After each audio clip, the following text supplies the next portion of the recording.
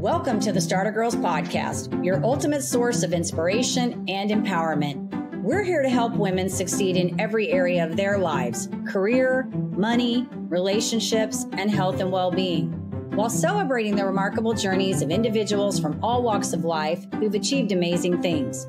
Whether you're looking to supercharge your career, build financial independence, nurture meaningful relationships, or enhance your overall well-being, the Starter Girls Podcast is here to guide you. Join us as we explore the journeys of those who dare to dream big and achieve greatness. I'm your host, Jennifer Loading, and welcome to this episode.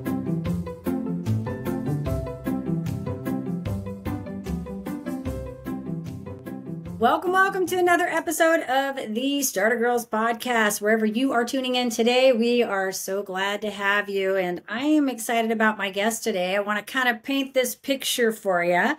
So we have a story that exemplifies resilience and self-discovery and the power of finding purpose in the face of adversity. My guest has lived through the complexities of a challenging childhood and battled personal struggles, including the manifestation of Tourette's, that significantly impacted his life. But despite it all, he's carved a unique path that led him from serving in the U.S. Navy to winning awards in journalism and creative writing, and ultimately becoming an accomplished author. This remarkable individual has touched lives across multiple continents and inspires others through his openness and courage to keep going no matter the circumstances. So I am excited to chat with him. You guys are going to be in for a treat today. But before I welcome him on, we need to do a quick shout out to our sponsor. This episode is brought to you by Walt Mills Productions. Need to add excitement to your YouTube videos or some expert hands for editing? Look no further. Walt Mills is the solution you've been searching for. Walt is not only your go-to guy for spicing up content, he's the force behind a thriving film production company with numerous titles in the pipeline. Always on the lookout for raw talent, Walt is eager to collaborate on film and internet productions. With a background deeply rooted in entertainment and promotion, Walt Mills leverages years of skills to give you the spotlight you deserve. Want to learn more about Walt and his work? Head on over to waltmillsproductions.net and let your content shine. All right. With that, we're ready to bring our guest on today. So joining us is Kristof Morrow, a disabled U.S. veteran, author, award-winning journalist who has sold more than 1,500 copies of his book, The Sacred Son, after going viral on TikTok in June. His work is now recommended reading in university classes, studying Victorian literature, and his videos have garnered over 1.5 million views. With readers in over 50 countries, Kristof's journey is one of extraordinary determination, creativity, and triumph over personal challenges.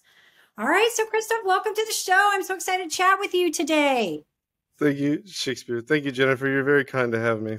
This is going to be so great. You know what? So I always have fun with those bios, and it's so fun because you having been in Podmatch, you had a lot of details in there. So it's so fun because I can take all that and kind of put it in there. And I'm like, give me just a really good bio here. But you have such a compelling story. I mean, I think you've done some incredible things and you've overcome adversity. And, I would say I'm a sucker for a good story. Like, I love this stuff because I think it shows the true grit and character of individuals when we can learn to overcome and withstand, tragedy and make something good out of it all, right? Like, put something to good use here. So I want to commend you on that. Oh, well, thank you. Yeah. It has been quite a journey. Especially given the genesis is pretty violent but I've tried to turn it into something worthwhile, I think. Yeah, that's awesome. That's awesome.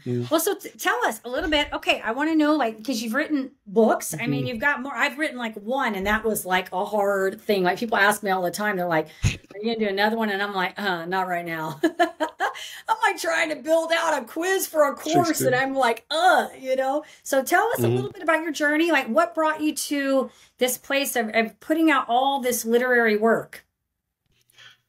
Oh gosh. Okay. Well, I have always had an inexplicable affection for words. In fact, I have this thing, how when you have subtitles on for TV shows and movies that you're watching online, I can't help but to watch the words. I think there's just something about them that's so beautiful to me. Along with that, I adore stories and storytelling. As a kid, and I told myself when it was quite young that I was not going to be a boring person. I was going to try to live something resembling an exciting life. And I feel like to some extent I've achieved that, but in every sort of facet of writing, it's always just sort of made sense to me.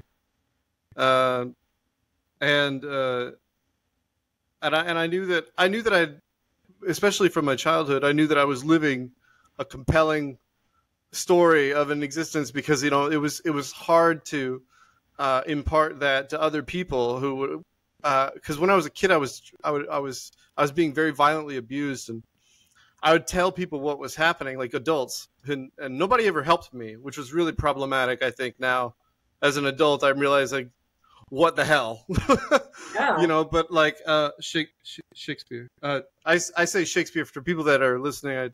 It's a tick for Tourette's. Shakespeare.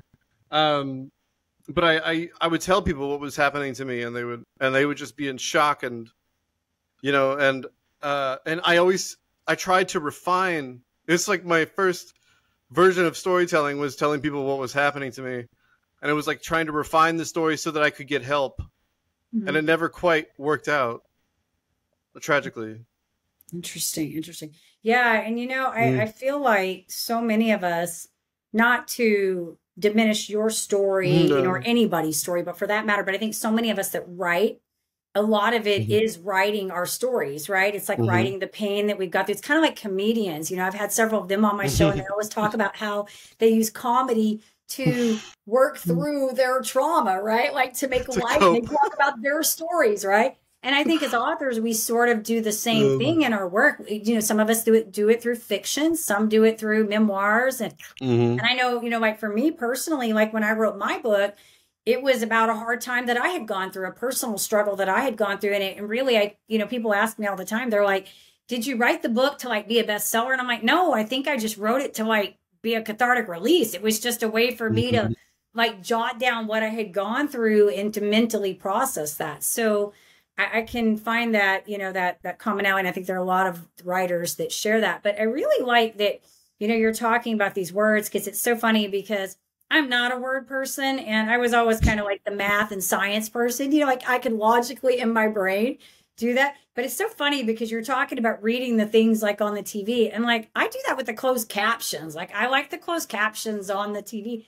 And I don't know why, like I get hung up, like I won't even be listening. I'm reading as it's going across, the thing. And as I've gone on, it's funny. I find myself now more so going through literature and like reading it, but I think more so to look to see if I find grammatical errors.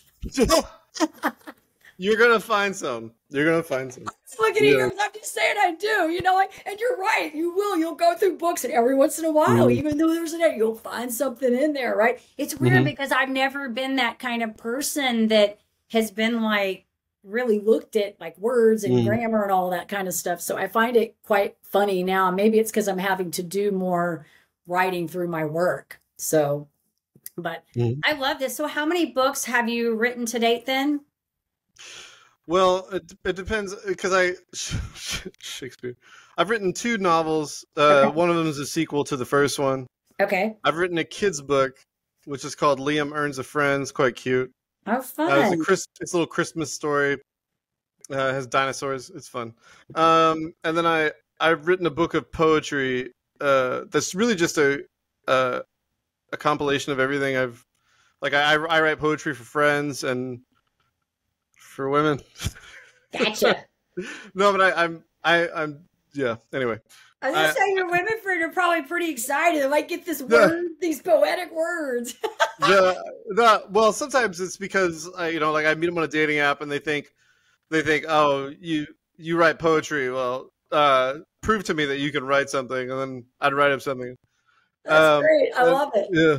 Shakespeare. Yeah. No, I think it's great. A dude that can write poetry. I love it. I think it's awesome. Writing's good. It's a good thing. And it's all, at the end of the day, it's kind of like this whole like creative outlet thing, right? Like I was talking to a gal the other day that works with ADHD people. One of the things she was talking about is how to implement like fun into our day. Like, right. And she was saying, everybody needs that. And I believe that too. Like when I work with my clients, I always tell them, like, you need to have something that you enjoy doing, right? Like, you got to have something that you're passionate about and you enjoy doing, even if it's Mhm. not a work project, just a passion project, right? And like for Mhm. me, my podcast is kind of, that's my way of having, you know, kind of being able to be creative and do something that I enjoy doing. And so I think this is so important that you find that, because I think it really, it transfolds it and goes out into everything that we do into the world, right? Like it Mhm. really makes a difference in all facets of our life. And if you're not putting that in,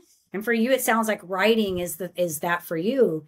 For us, you know, for people that don't put that in, I really feel like they're like kind of missing out, you know, on life a little bit if Mhm. you're not finding Yeah, something that you're passionate about. you need a planet to orbit. You Yeah. know, yeah, a Yeah. planet of thought, a planet of purpose, of Yeah. desire. Yeah, and also it informs what you do and how you think about things. You know, and gives you a reason to, I don't know, Yeah. study the physics of life. Right, right. So you were in the US Navy for a while, so you're a US veteran. So thank you for your service. And how long did you do that for? About a year and a half. Then I had a, and then I developed Tourette's. Yeah. So Shakespeare. Yeah. And I'm sure, and well, and in doing that, I mean, that's so different than the creative, but I'm sure, you know, having been through that, you learn so much discipline and, you know, and Mhm. mindset. And did you have that? Did you feel like you had that growing up, the discipline, or was that kind of like a shock when you went into going into this and it's like, oh my gosh, a whole new world? No, because my life as a kid was definitely full of caprice. You know, like my father There. was very chaotic and like I said before, he's very violent. So Okay. he was impossible to predict like how he was going to be feeling from moment to moment. Yeah. But like when you're in the military, is yeah, there's definitely a schedule to follow, and there's definitely expectations, and they're fixed. You know, Yeah. so you're as long as you do what you're supposed to, everything's fine. Right. So you went from like basically having a no predictability to now you've got the predictability, right? And you know Mm-hmm. and what's so crazy about that? Like, you know, and I know you, I'm sure you know this, that whenever you don't have like oftentimes when people don't have like that predictability, we crave it, right? As human beings, like we really like structure and routine. I mean, we like to be a little bit, you know, I always joke about like what Tony Robbins says, like we like security, right? But then we get bored and we need a little bit of like not security, you know, to spice Mm-hmm. things up. But overall, we thrive when we sort of have that discipline and consistency and structure and stuff. And when you go from not to then having it, you almost like crave that, and it makes you feel sort of safe sometimes, right? Like I don't know about you, I feel like for me sometimes that structure makes me feel sort of like if I have everything in control, it's like good, you know? Mm-hmm. Yeah, no, I think that's consistent with human nature. Like we seek to organize, you Yeah, know. yeah, absolutely. I love it. I love it. So, what I would love to know, so you've got this novel and you got a sequel, got the kids book, got the poetry. I want to ask you just kind of some, I guess, fun questions about this. Like, what is it about? You said you mentioned the words early on that you love the words. Is there anything else about the work that you really, you know, maybe for another aspiring author that's listening to this, like something Mhm. that you feel like is really draws you to this expression of art? Is it the, you know, like you said, telling the stories, the words, anything you want to add to that? Yeah, absolutely. And making sense of the way the world functions and the way that people try to exist within it. So, like, uh, for example, like the reason why you can develop a work of prose and is that when you start to understand how the systems of the world come together and they interact, these complex systems like nature and humanity, uh, they you can develop stories, you know, around that, and they intrigue you. Once you know enough about the world and how Mhm. it works and how it functions, you start to discover like what it about it makes it interesting to you, and you can develop stories that interest you. So like you have to know a great deal about how these complex systems come together, and Yeah. you know, and Yeah. that will keep you working. That'll keep you writing. Okay. Yeah, and so and I know you had this your one book here you did a TikTok. I'm assuming you did a TikTok video to kind of promote the book. Am I getting that right? And then it went viral. Tell us a little bit about that because I know for a lot of Yeah. like entrepreneurs and influencers, people in the space, like I know me Hmm. even personally, social media is like oh, I hate it so much. Like, and you know, This thing. and it's the different platforms trying to figure out what to do here and here. And now videos are the thing. So anybody listening to this may go, hey, either I'm an aspiring entrepreneur or I got something I want to bring to Hmm. market. Like, tell us a little bit about that, how you did that and that journey on that. Well, it's really the instinct is that I follow is I always kind of know when a video is going to go viral. Okay. From one of my videos, like I have this feeling. It's when I am genuinely excited, and experiencing that earnest joy that I can express in a video very briefly. People really, it really resonates with people. And so the first time I went viral, it was really funny because I I did this by design. It was by design a bit actually. I spent the first 3 weeks on TikTok. I only had like 50 followers. I was Okay. talking just about Tourette's and what it's like to live with Tourette's. I didn't talk about the fact that I've written a book or anything like that. But then I got my first review from a stranger who is now a dear friend to me. And I made a video about that. And then the next day, because of her review and because of the video I made, 2 more people bought my book. And so I made a video about that.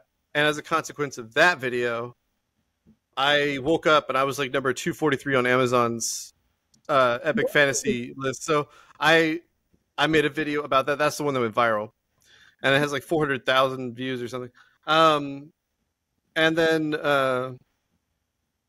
yeah, so that's essentially the story. But I happened to have a sale going on at the exact same time. I set it up so that I would have a sale at that moment. So when people went to go buy my book, they would be getting it at a discounted rate. And so that's what happened. And I sold a lot. I sold like 800 books or something Wow. Yeah. overnight. Yeah. Congratulations. Well, and it just goes to show, you know, it's just getting that, sometimes it's just landing that right, you know, Hmm.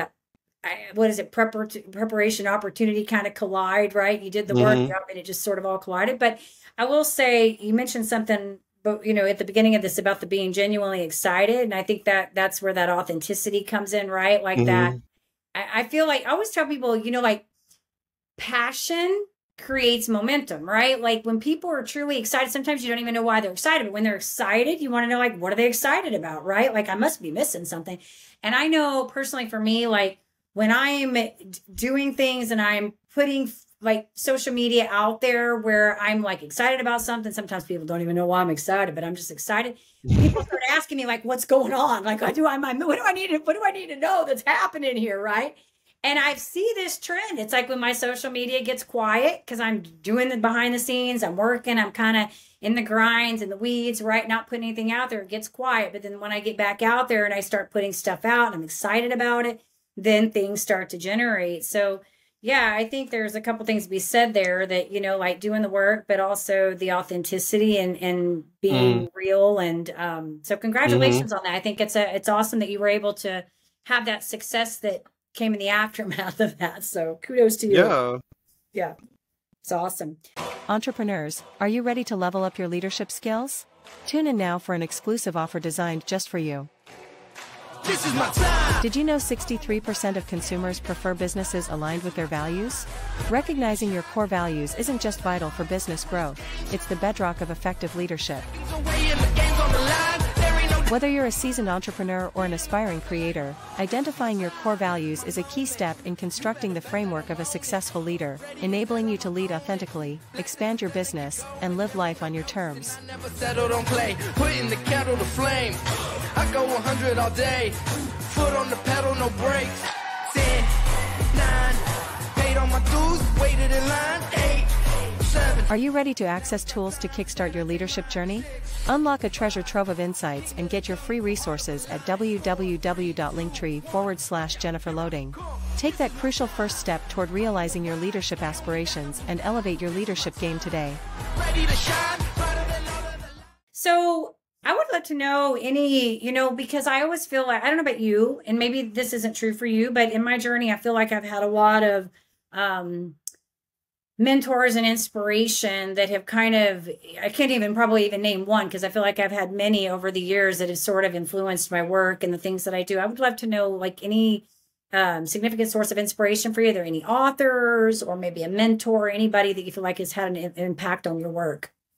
Charles Dickens. Charles Dickens. Yeah, Yeah. I would say Charles Dickens is it's funny because that's who I found out that my book is used to teach, Charles Dickens, which is really quite funny because again he was the chief source of not just inspiration but of style. Like he transformed my style. I realized that you could be quite verbose and really still achieve this beautiful arrangement of music, of words and language, and he's so incredible, and his story is quite compelling. I don't know if you know much about Dickens, but he grew up super poor, right? Yeah. He grew up super poor, and he was also a journalist, and he was rejected like 60 something times from publishers. Wow. So every time that I got a rejection from someone, I was like, it didn't matter to me. It didn't matter because I knew that, this is par for the course. This is the sort of thing that happens to, it doesn't matter how good you are. You could be one of the greatest writers in the history of the English language and one of the greatest storytellers of all time. And yet you're going to get rejected still. There are letters that will never die in their notoriety because they wrote to Charles Dickens saying, "You're so ridiculous. This story is so absurd. This would never happen." And I think it's extraordinary. Yeah. No, and it makes me think of, totally different subject matter, but Jamie Kern Lima, she has a book out called Worthy. I talk about her a lot because I like her book.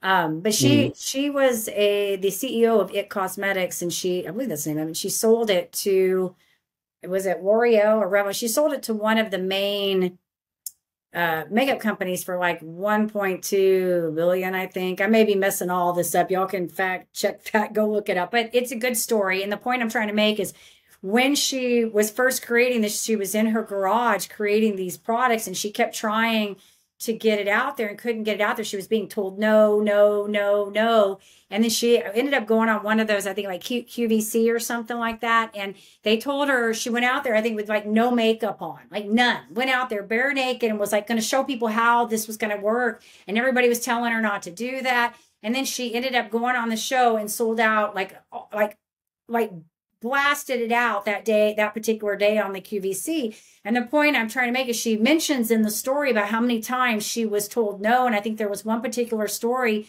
where somebody actually wrote her a letter, said no, and then they had to write her a letter back or something like that because here she had made it. She had done it, And so I think in any kind of work you're doing, there's that tenacity that you got to keep grinding and going because your work may cross 10 desks and none of those people like it. And then it lands in that one person, the desk of that one person on that particular day. Who's in the mood, who's had their lunch already.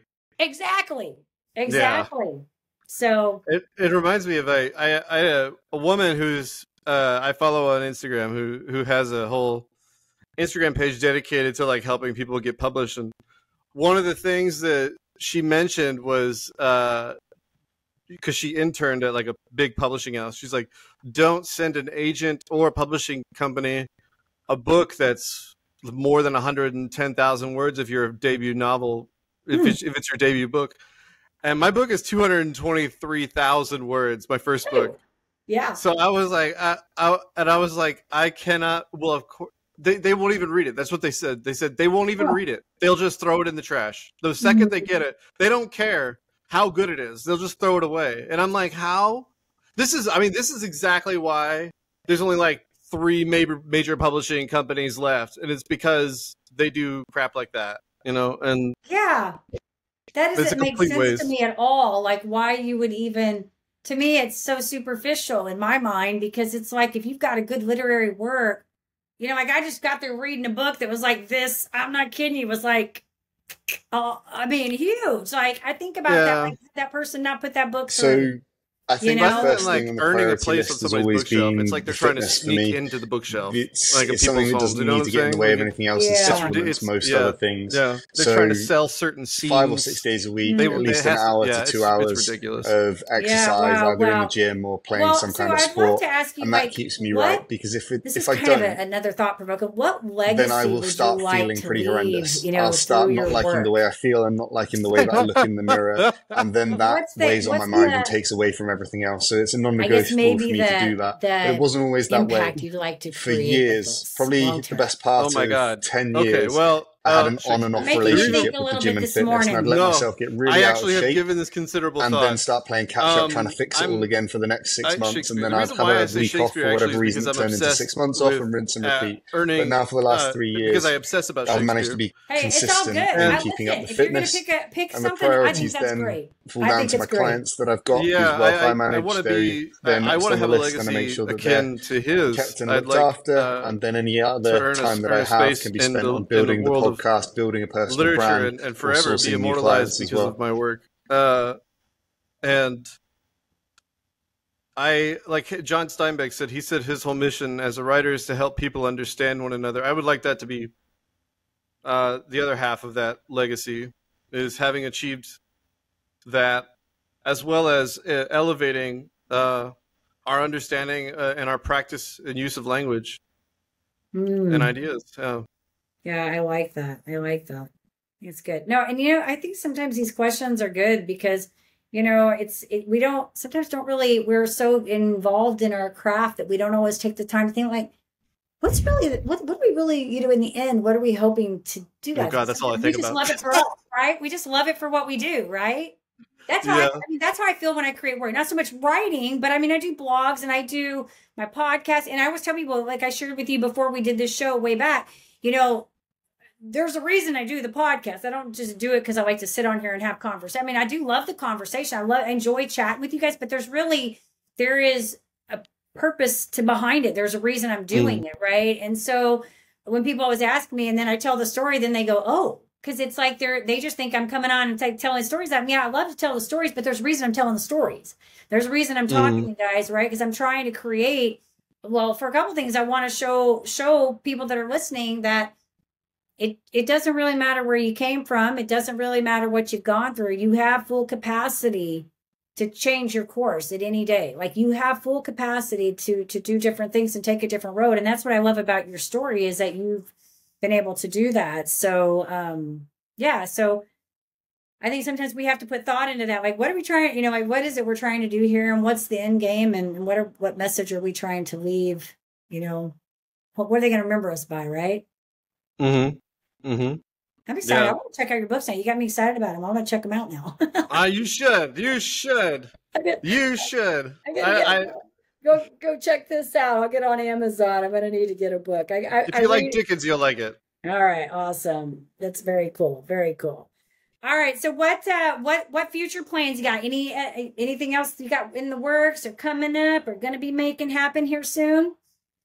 I'm working on Shakespeare. I'm working on the third book, which is weirdly volume 4 of the Second Son series, and that's really all I do is that. And I have my book of poetry. I actually add to it.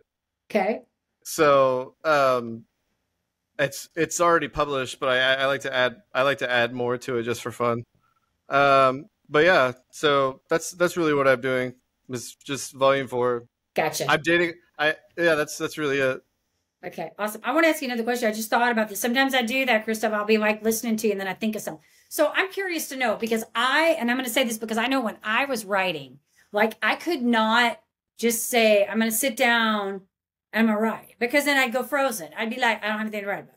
And then this stuff would come to me when I wasn't planning, and then I'd have to sit down because I'd be like, oh my gosh, it's like, come on, I got to sit down and write. So I'm curious to know, because I've talked to like artists and other people, and like I had this painter one time that she said she'd go in there and she'd put this music on that she would listen to, and all of a sudden stuff would start like kind of free, flowing. She was like a really good painter.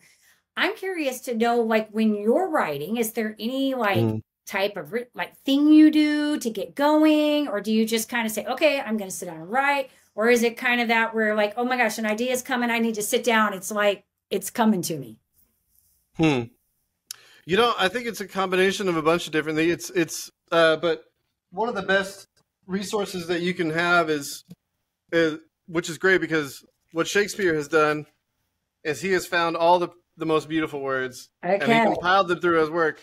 And I can look at a word and I can see all the different iterations of its use that I can remember. And it inspires like thoughts, and it inspires stories and new philosophies and angles to understand a certain component of a story or a character's story. And so for me, I like to just look at words, and it inspires something. But and that just gets you going.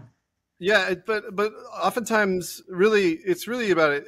Everything you write, you should, if you're writing fiction, is a study of the characters. Yeah. And so I really like to focus on that. I just creating compelling narratives around them. So gotcha. No. Gotcha. Okay, no, that's good. Thank you. And then for anybody listening, because I always say we talk about the good, the bad, the ugly here. As an entrepreneur, because obviously you are a creator, an entrepreneur. I mean, you're writing, this is what you do, and it's your business. For somebody, coming into this space, because I know all of us as entrepreneurs, we know that this is like the journey of the entrepreneur is like the roller coaster of life, right? It's like going through life. Oh my God, yeah. I would love to know, like maybe some of the like challenging things as the author you've had to work through. You mentioned earlier, we talked about like the things getting told no, but anything else that comes to mind that you feel like may have been a hurdle you had to work through on the entrepreneur space? I think that the number one thing is that sometimes you're gonna produce a video and it's not gonna achieve the result. It's really quite interesting, because you talked about this earlier, which is great, but some videos work on different platforms. I don't know about Starter Girls, but like if you're on Instagram and you make a video and then you put that same video on TikTok, you might not see the same level of response, and it'd be quite frustrating, because you'd be like, what the hell? Or you just do it anyways, and you just be like, it is what it is. Yeah, that's kind of my mindset. I'm like lazy. I'm like, it's too long, right? But no, I agree with you completely, 100% on this.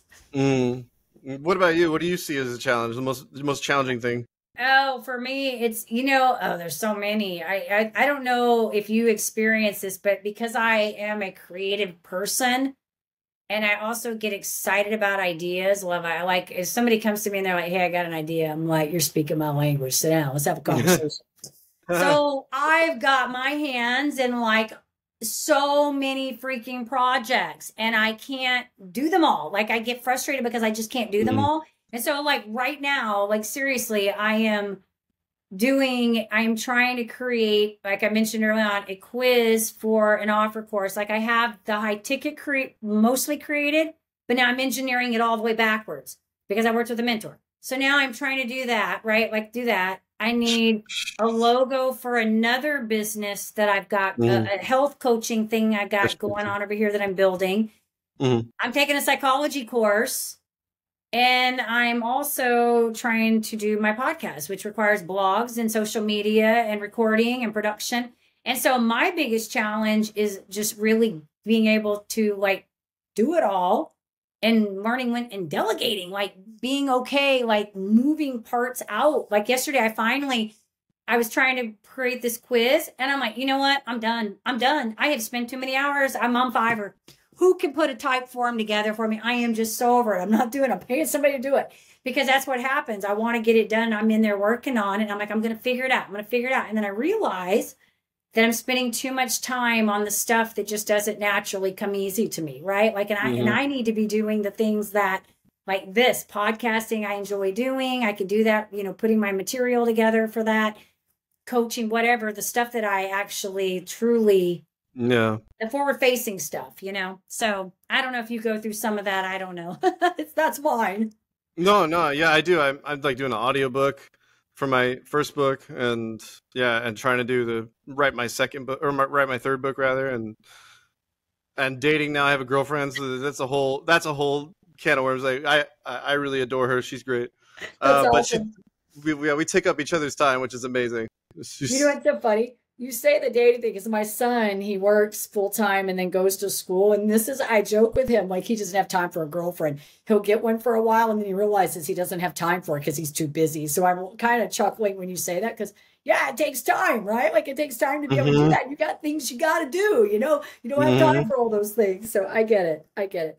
Well, I love your story. One last question I want to ask you, and I think we've talked about this in different pieces throughout this whole episode, but you mentioned words, and you're probably just going to be kind of saying the same thing. But one final thing I want to talk about is, what do you love about this work? Like, what is your favorite part about all this? Connecting with people. Oh, I love it. Yeah, that is different. You didn't say that. This is different. Yeah, I was being contrary on purpose. I was like, I'm gonna do something new. No, yeah. Anything else? I mean, that's what you do. That's what you do, right? Yeah, and that's what it is for me too. I think, you know what? I think we're supposed to, as human beings, we're supposed to connect with people, and I think when people say they don't really like people, I always think, that's so hard because as a species, we're supposed to connect. We're supposed to have find a way to connect with others. And I think we do that in different ways. I mean, you're doing it through your literary work. I do it through my podcast, and we all find ways to do it, you know, or we should be finding some ways. I don't know that we all have to be as verbose as I am, but we do have to find ways to connect. Right. And so, my ex told me once, she said, we are all alone together. All alone together. That's good. I hadn't heard it put that way. Very good. Well, cool. Yeah, this has been good. I think, I think your story is awesome. I love what you're doing. And I'm glad that you've been able to find a place that you can use your gift and talent and, put it to good use. It's a good thing. Thank you, Jennifer. Yeah. So if our audience wants to get in touch with you, maybe they want to pick up a copy of, book 1, book 2, the new one when it comes out, maybe some of the poetry, I don't know, the kids' book, whatever. Where do we want to send them? You go to KristoffMorrow.com. Okay, that's easy. That'd be it. Just Google Kristof Morrow to find something. Okay. We'll make sure to, and when we get the show notes on this and everything, we'll get the website in there so that everybody knows how to spell your name and they know where to find you and all that good stuff. Thank you. It's been great. All right. Well, and to our audience, of course, we do want to say to you, if you found this episode inspiring and informative, which we hope that you did, be sure you pick up one of Kristof's books and read it. Check it out. I'm going to go in there and check it out myself. But if you found it inspiring and informative, go over there and hit the subscribe, like, comment, do whatever you feel you need to do. Share this episode with whomever you feel you need to share it with. And as I always say, in order to live the extraordinary, you must start. And every start begins with a decision. You guys take care, be safe, be kind to one another, and we will see you next time.